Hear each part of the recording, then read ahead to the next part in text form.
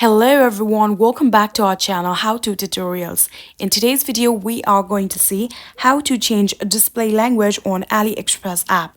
It is a very simple process, so let's dive right into it. First thing to do is open the app. After opening the app, now go to your account, for which you have to tap on the account icon that you can see on the bottom right corner right here.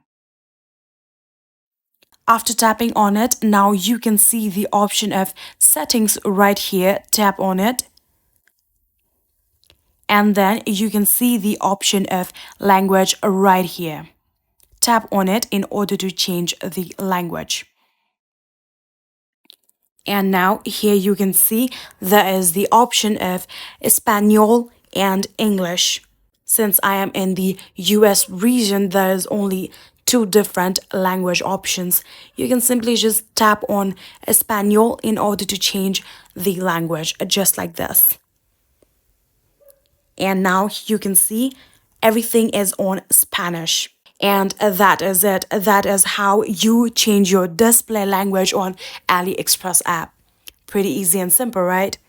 I hope this video was helpful to you guys.